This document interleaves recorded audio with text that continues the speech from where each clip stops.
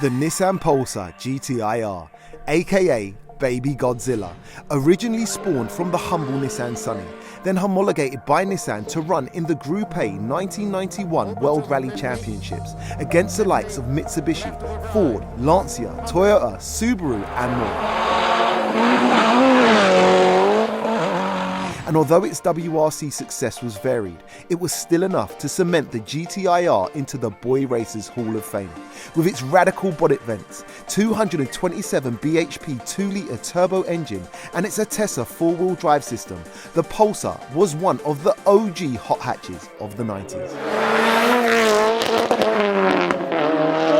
With a production run spanning only 4 years from 1990 to 1994 and only around 14,000 ever built, as time and technology moved on in the decades that passed, the GTI-R's reign as one of the most feared hot hatches on the road slowly faded away.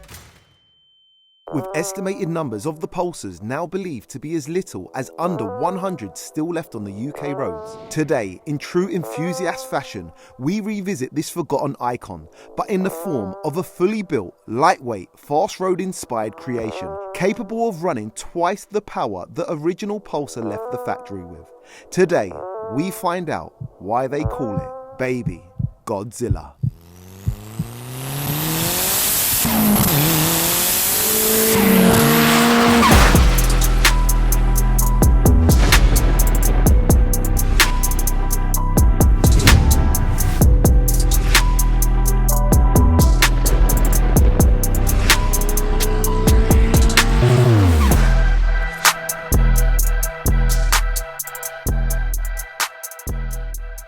For the best in universal premium ester-containing engine oils and fuel additives for both petrol and diesel engines, check the links down below in the description. Officially gassed, powered by MANNOL. Pete, welcome to the channel, brother. Right.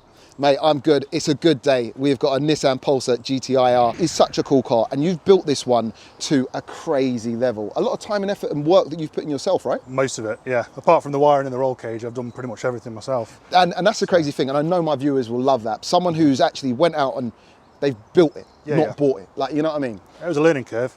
Yeah. I've never done anything like this before, so yeah, help of YouTube and Google and asking people and just sort of cracked on with it. It's taken a long time, but I've got it. For now, where I want it. Just the stance, the vibe. You don't see cars like this anymore on the road. You don't even see these on the road anymore. You don't see these at all, literally. Do you want to talk us through what has been done here in the engine bay? The engine is forged, ported head. Other than that, the engine's reasonably standard. Okay. GT-3071R turbo. The exhaust manifold's been ported as well. Okay. Just to help it flow a little bit better. So is that a stock exhaust manifold? That's a stock exhaust manifold, yeah. Okay, okay. Obviously bigger intake, front mount intercooler, because originally these have got a top mount on them.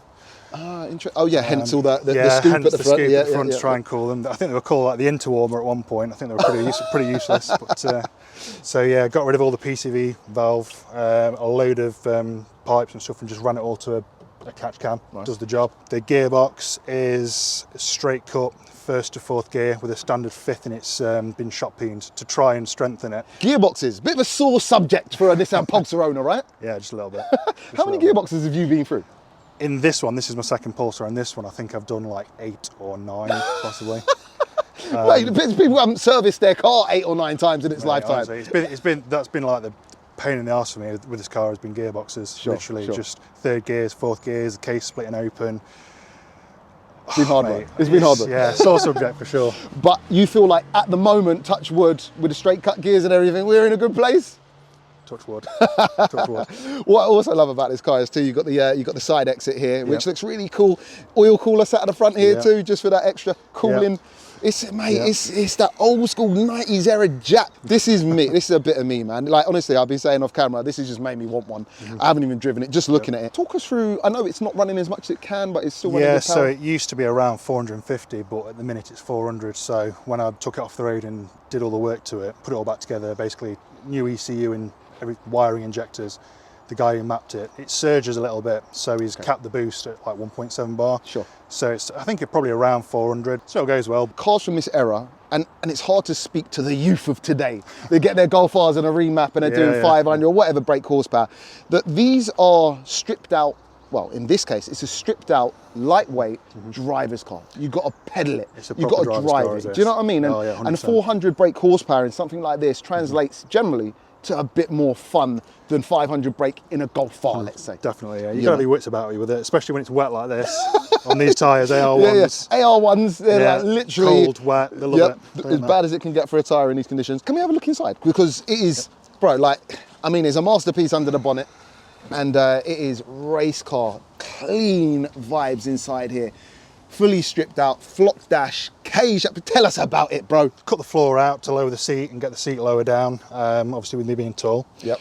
Full 8-point cage, weld in. ECU Masters dash, got the Link Fury X ECU, PMU 24. I wanted all the electrics to be modern, so got rid of the distributor, R35 GTR coils. Got you. Like I say, full wiring loom, and then just not much else, to be honest with you. Got the fire extinguisher in there. Hopefully I'll never need it. Hopefully. Yeah, and then the fuel system in the back. These suffer from surge quite badly when you get under like half a tank. Okay. They pick up air, and this used to do it quite badly, so fitted that. An extra pump, made all the lines, all new brake lines throughout. Pretty much everything's either new or upgraded or something.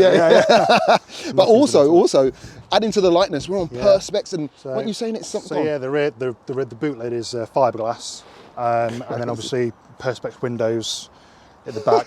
I've kept the glass front windows because in the summer I've driven cars with Perspex windows in the front and that little sliding hatch. It's not enough. It's not enough. It's not enough at all. So with all that weight saving, and I know you've put a cage in it, which is going to add some weight back in. What do you estimate or know this car weighs? Well, I had it corner weighted when the geometry was done, and it's without me or fuel in it, it's 1,120 kilograms. There you go. So it's a pretty light.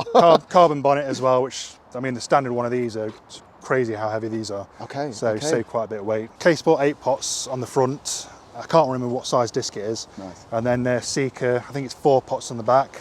Jeez. Okay. So the arches, basically years ago when I had the old wheels on it, I bought a set of tyres, some Artra plates, and I bought the wrong size. They didn't quite fit, they were a bit too wide. So I thought, you know what, I don't like the wheels, I'm going to buy some new wheels. Okay. Bought the wheels, got the tyres on, put them on, and they caught on the, because of the width of them, they caught on the suspension. Okay. So I put a little spacer on.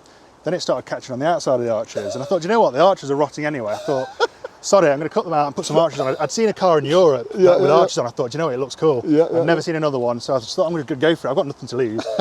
And I think it looks, I like it, and it actually helps with the handling. With it having a wider track now, it does genuinely understeer less. Originally, I took it off the road about, say, 6 years ago because it was rotten. It was badly rotten. It was in a real bad way. So set about doing it all myself, doing all the welding and fabricating. Stripped the underside completely and redid all that. Everything's been powder coated, all the bushes are new, bearings are new, everything's zinc plated or new bolts, or do you know what I mean? I wanted it to be perfect and I wanted it to be good for years to come. So the underside is immaculate. It's proper. How often does it come out in weather like today? This is the first time. This is the first time it's come out in weather. Listen, and I thank you, and I'm sure my viewers do too. Yeah. We're hoping it dries up a little bit before we hit the road. But listen, I mean, for the viewers at least, I'm sure they want to know how that 400 brake horsepower, lightweight, old school 90s Japanese car goes down the road. So, shall we hit the road? Let's go. Let's go.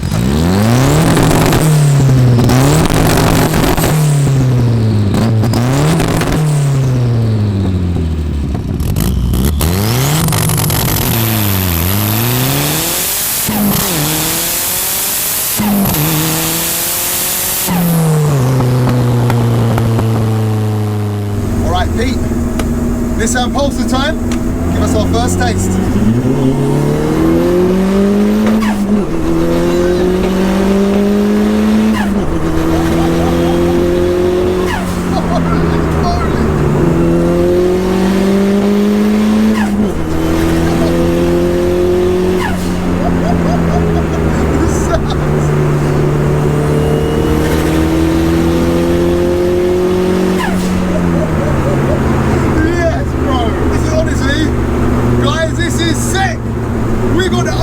Japanese sounds. Give us some more.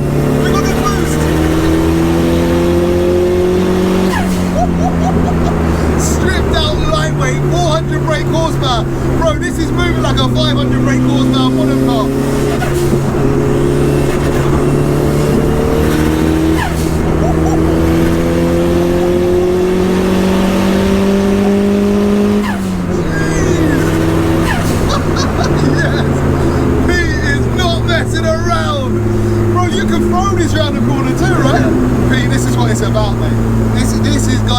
what it's about.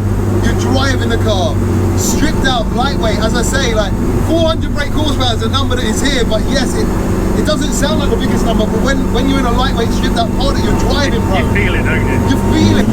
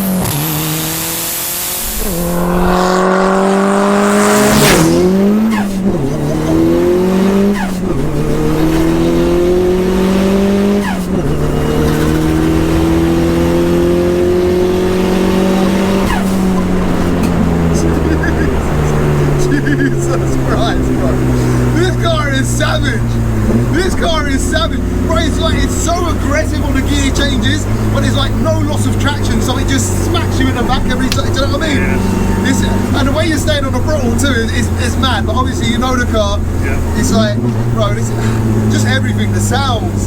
Yeah, man. You gotta be careful with it, but yeah, it's like any car. It's good times. I'm enjoying it.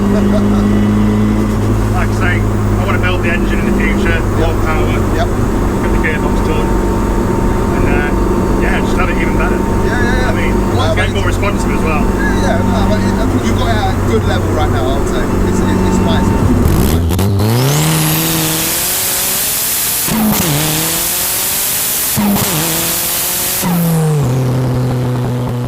Alright guys, yes it is that time. It is the gassed up 0 to 60s with the V-Box Performance Box Touch, and we are actually doing it with this old school 4-wheel drive legend. Now, we were speaking off camera, and I wasn't sure what these done 0 to 60 in, or quoted 0 to 60 in back in the day. I would assume being 4-wheel drive and quite spicy out of the box, it probably had something quite decent. Yeah, I think it was like 5.2 or 5.3, I think, from memory. Yeah, I might be completely wrong, but it sounds about right. 30 years ago, mate, that was absolutely rapid. I think at the time it was one of the quickest cars of its time. It was quicker than I think the Escort cars with and stuff like that. No way. Yeah, it was quick. Yeah, I can believe it. I'm hoping low fours. Okay. I'd be happy with a low 4. Okay. Anything like other than that, I'd be chuffed with. Yeah. We'll okay. see. I reckon it's got. Place your bets at home. I think it's got it. And let's find out. All right, Pete. So it's your first attempt, brother. You ready? Let's go.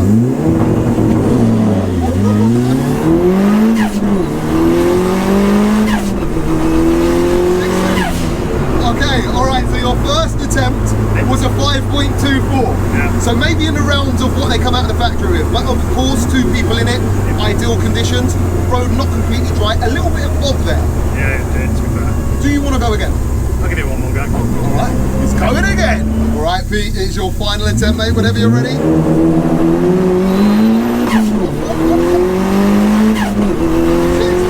Yes! 4.31 seconds! Mate, and you've done that without launch control.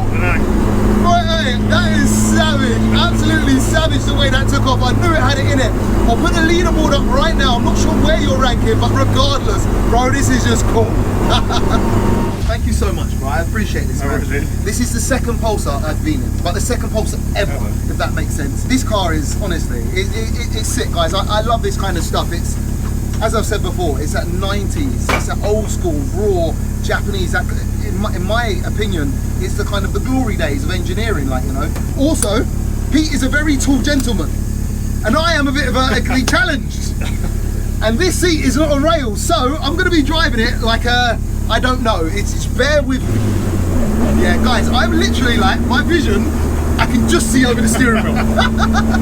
Man, it's just cool to be in. Do you know what, from the driver's seat, it feels a lot bigger. I'm not sure if it's got a big steering wheel or what. I think it's just the seat so low in the car, so when even being tall, I needed to get it far back and low down. It seems like there's a lot more space. Yeah. But just the sounds, let's get a little... Alright, cool. Should we go for a little second gear pull maybe? Go for it. Yeah? Alright, cool. Alright. We'll give it a little tickle. Here we go.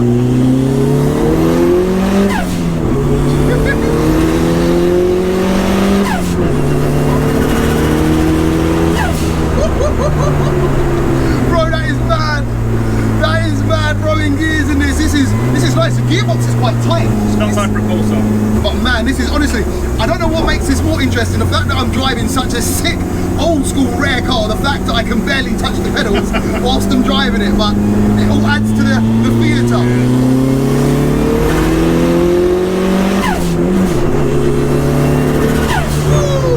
The clutch is, like the bike foot's quite low, isn't it? So you've got to get into it a little bit. But this is mad. And I have to hold the steering wheel at the bottom because I can't reach it at the top.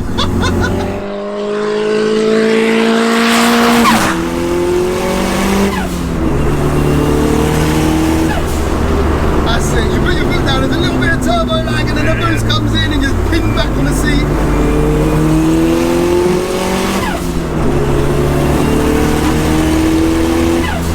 Bro, it is a different animal with the windows open because the exhaust is right there. Smell it as well, can't you? Bro, that is, mate, this screams. Bro, I love this. Glad you like it. It gets the heart rate going too, like, you know what I mean? There's just variables in this car, like, you never know. Like, you miss-shift, you f*** it up, like, you know what I mean? Too much round the corner, you're in the bush, brakes too hard, you lock up. You're driving, like, I've locked the brakes a few times. Have you? Yeah, you've got to be careful.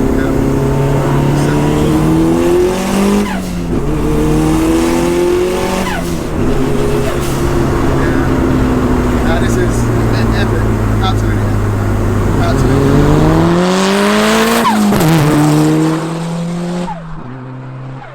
And just like that, the rare experience of driving one of the 90s most feared hot hatches came to an end. And although I could barely see over the steering wheel or touch the pedals, pretty much the equivalent of sprinting in shoes 5 sizes too big for you, I still got to feel just why these cars were so notorious and dawned the nickname Baby Godzilla, thanks to Pete driving it how it should be driven. With the number of Pulsars now dwindling and the push for EVs to replace our beloved internal combustion engines, experiences like this one will one day be a thing of the past, which makes this particular example all the more special. The raw driving experience, coupled with the modifications Pete's carried out, in my eyes, cements this era of cars as the greatest amongst us true driving enthusiasts. A massive shout out to Pete for building such an animal and for allowing me to showcase the build. Links to his socials can be found down below in the description. If you've enjoyed today's video, please show your support by giving it a thumbs up. And if you like this type of content, please consider subscribing. And we'll be back soon with another epic video. Peace out.